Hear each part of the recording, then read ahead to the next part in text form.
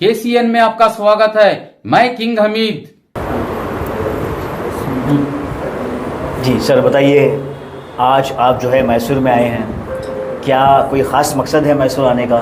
हाँ है ना, मकसद है लोगों से मिलना और लोगों से अपनी जान पहचान बढ़ाना, क्योंकि आने वाले जो लोकसभा का चुनाव है, भारतीय जनता पार्टी से मैं भी एक दावेदार की तरह पार्टी के प्रेसिडेंट को एक दरख्वास्त दिया हूँ कि जब आप यहाँ के उम्मीदवार को चुनेंगे तो मेरा भी नाम उस लिस्ट में डाल के आप मुझे चुनिए। जो पार्टी को बेहतर उम्मीदवार लगे, पार्टी जो डिसीजन लेना चाहे ले सकती है। कौन सी पार्टी से लड़ेंगे सर? भारतीय जनता पार्टी से। सर, फिर से आप वही गलती कर रहे हो जो आपने एमएलए इलेक्शंस में किया था। अभी तो बताया मैं कि मुसलमान भाइयों को सारे पार्टी में उनको रहना जरूरी है उनको। हालांकि एक पार्टी, वो पुरानी कहावत है ना कि don't put all your eggs in one basket करके, वो थैला टूट गया सारे अंडे टूट गए करके। सो जो भी हो, सभी पार्टी में रहें तो आपके लिए भी अच्छा और सोसाइटी के लिए भी अच्छा है। और जज्बाती हो के किसी से रूठ के दूर मत जाइए। मुश्किलें सब जगह है, ऐसा नहीं कि केवल मुसलमानों के साथ में ही किसी पार्टी में ज़ाती होती है। बहुत से लोग अलग अलग तमन्नाएं लेके आते हैं, सबकी तमन्नाएं पूरी नहीं हो पाती है। अब अंदर आओगे तभी ना होगा, दिखोगे तब ना होगा। दिखोगे ही नहीं, नज़र में ही नहीं रहोगे, दरार और दीवार के उस तरफ रहोगे तो नुकसान किसका होगा? दोनों को होगा।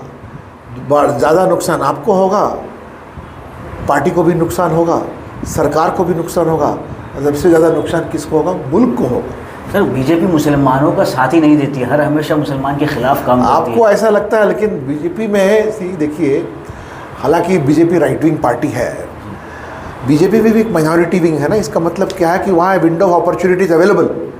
माइनॉरिटीज़ के लीडर्स को आज तक एक भी मौका नहीं दिया। एक विंडो ऑफ अपॉर्चुनिटी वहाँ पर है, वहाँ पर जहाँ जहाँ उनको मौका मिलना था मौका मिला। लेकिन मैं ये नहीं कहता हूँ कि इतना काफ़ी है, और मिलना चाहिए, और मिलना चाहिए। तो एमएलए इलेक्शंस में क्या हुआ था चामराजपेट के इलेक्शन का? मैं हार गया बस वही। आपकी मेहनत बहुत रही थी। मैं तो मेहनत तो किया था मैं। जी। एक तो मैं बड़े लास्ट मोमेंट में एंटर किया। मैं लास्ट मोमेंट में एंटर करने के बाद में मेरा चॉइस नहीं था चामराजपेट, पार्टी ने बोला चामराजपेट से खड़े हो जाओ, इसलिए मैं चामराजपेट से खड़ा हो गया मैं। और वहाँ पर तो बीजेपी 34 साल से नहीं जीती वहाँ पर, और उस समय एंटी इनकम्बेंसी भी था। और वहाँ के जो नुमाइंदे हैं वो एक सीनियर और पावरफुल रिप्रेजेंटेटिव रहे मुसलमानों के बीच में, उनके लिए बहुत नाज था। तो इसलिए मुझे केवल ईमानदारी से 27,000 वोट मिला। मुझे ईमानदारी से, मैंने वोट के लिए पैसे भी नहीं खर्च किए मैंने। पिछली गवर्नमेंट, जो बीजेपी गवर्नमेंट पिछली गवर्नमेंट कर्नाटक में थी, हलाल का इशू, हिजाब का इशू, छक्का कट का इशू, ऐसे सब। तो उसका इल्ज़ाम क्या हुआ? नहीं सर, आपकी पार्टी तो हम कुछ मुसलमान थे, कुछ भी एक भी पार्टी नहीं। तो इस सब चीज़ के बारे में बड़े तौर पर चर्चा होने के बाद में कब मुसलमान नहीं, आप सुनिए तो सही, बता रहा हूँ। सी, एक बड़े तौर पर चर्चा होने के बाद में हमारे जो टॉप लीडर्स हैं वो भी कहते हुए है कि हम दोनों का एक ही डीएनए है करके, आप देखे होंगे तो। और जो भी हमारे सबसे सीनियर मोस्ट लीडर्स हैं, नरेंद्र मोदी जी हों या येडियुरप्पा साहब हों या अमित शाह हों, कभी फ़िरका परस्ती बातें उन्होंने कभी नहीं की। बीच में कुछ लोग किए हैं, उसका इल्ज़ाम भुगतना पड़ा उनको। इसकी ज़रूरत कहाँ तक उन्होंने महसूस की, वो खुद देख रहे हैं कि कहाँ तक वो पहुँच पाए। लेकिन इरादा यह है, क्योंकि माइनॉरिटी विंग है पार्टी में माइनॉरिटी विंग है, और आपको इसको और बड़े तरीके से सोचने के लिए मैं आपको इस्तकबाल करता हूँ। I welcome you to think कि आप हमेशा ये इस वहम में मत रहे कि मेरे ऊपर में इनजस्टिस हो रहा है करके। आपके अंदर बहुत ताकत है, आपके अंदर के ताकत का इस्तेमाल आप नहीं कर रहे हैं। आप जो मौका आपके सामने मिल रहा है, बहुत सारे मौके को आप छोड़ डाल रहे हैं। आपको जिस चीज़ से जंग करना चाहिए उस पर ध्यान दो, गरीबी पर जंग करना चाहिए। तालीम के भूखे हैं बच्चे, उस पर उसका फ़ायदा उठाओ। पार्टी से जो भी हुकूमत में है, या बीजेपी हो या जेडीएस हो या कांग्रेस हो, उसका आपने उठाया और नहीं उठाया उसका।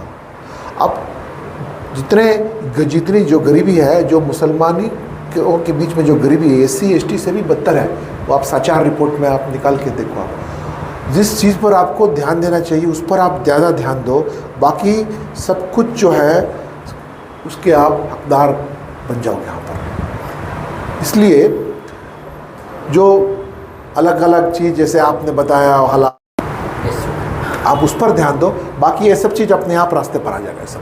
सर, आपने बीजेपी जाने का फैसला क्यों लिया सर? क्या ये पावरफुल पार्टी है इसलिए आपने लिया, या किस वजह से आपको ये कॉन्सेप्ट आया? मैं आम आदमी पार्टी में था, आम आदमी पार्टी में काफ़ी तमन्नाओं से वहाँ गया था, लेकिन आम आदमी पार्टी के जो अंदर जाने के बाद, उनके इरादों को देखने के बाद में लगा नहीं कि ये पार्टी के पास में कुछ सच्चे इरादे हैं या पक्के इरादे हैं। इसलिए हालांकि केजरीवाल जी ने मुझे बार बार फ़ोन कर करके मुझे ज्वाइन अप कब कर रहे हो, अब कर रहे हो, तब कर रहे हो करके, मैंने 3 साल की नौकरी छोड़ के आम आदमी पार्टी ज्वाइन किया था। वो बड़े धोखे में आ गया मैं। उसके बाद मैं मुड़ के देखा, कांग्रेस में क्या है कि लीडरशिप की कमी है, लीडरशिप की कमी है। कांग्रेस से किसी का भला नहीं हुआ, केवल एक फैमिली का भला हुआ है। आप लोग जो 75 साल से कांग्रेस के, आपका ही भला नहीं होता, मेरा क्या भला होगा उसमें। आप हालांकि अभी एक बार जीत के आई होगी, कुछ गारंटी वगैरह को लेके, चलिए जितना दिन गरीबों को मिल रहा है अच्छा है, मिल रहा है। जिस दिन रुक जाएगा उनका वोट भी बंद हो जाएगा। सो आपने जो पूछा, सो मुझे लगा कि भाई भारतीय जनता पार्टी में रहने के बाद में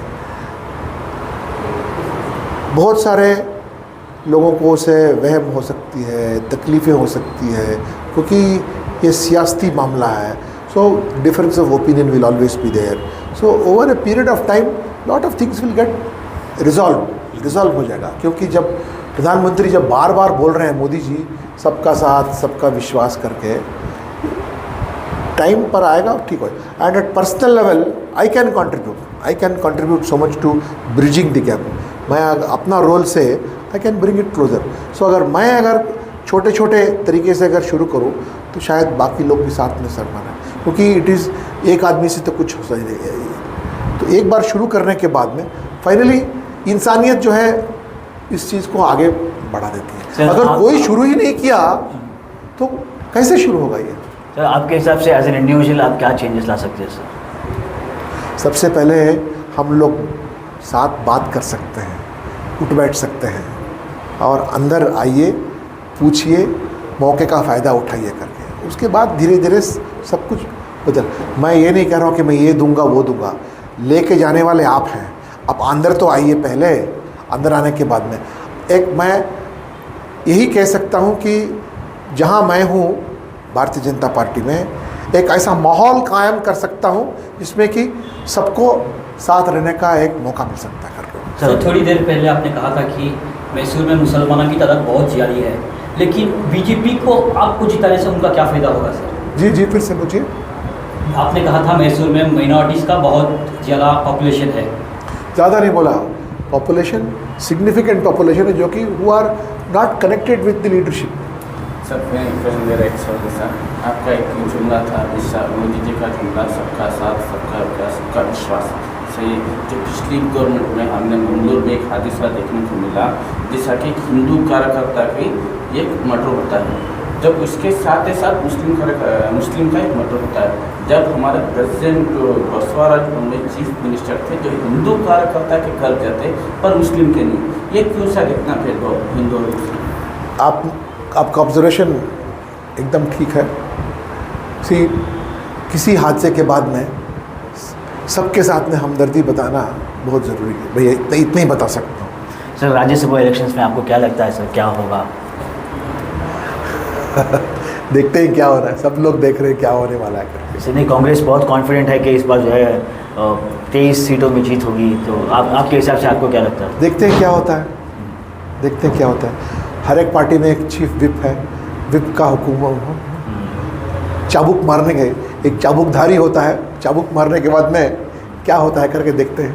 एक और ऐड करता हूँ सर, हाँ? जब वो मंगलूर का ये जो इंसिडेंट होता है, जब जो हिंदू कार्यकर्ता का मर्डर होता है उसको NIA से इन्वेस्टिगेट कराया जाता है, जो फाजिल का होता है सिर्फ उसको लोकल पुलिस से इन्वेस्टिगेट कराया जाता है। ये क्यों सर इतना भेदभाव एक मुसलमान और हिंदू में? मैं आपसे क्या बताया कि हादसे के बाद में सब हमदर्दी के लिए और बिना कोई डिस्क्रिमिनेशन सबका हक बनता है, इतना ही मैं कह सकता हूँ आपको। सर मैं अपने इरादे कह सकता हूँ, लेकिन क्या है ना कि धीरे धीरे सोच सब जगह बदल रहा है, सब जगह सोच बदल रहा है। जब हमारे मोहन भागवत ही कह रहे हैं ऐसे, तो उसका इल्ज़ाम भुगत रहे हैं ना, इसका इल्ज़ाम तो भुगत रहे हैं लोग, तो उसका तो जो मैसूर की जो पब्लिक आपको देख रही है अभी, क्या पैगाम देना चाहोगे सर? मैसूर में मुझे पब्लिक एक नया चेहरा देख रही है, एक तजुर्बे वाली चेहरा देख रही है, एक ईमानदार चेहरा देख रही है, एक लंबे अरसों से देखी गई टेस्टेड मशीन की तरह मुझे देख रही है। Thank you sir. Thank you.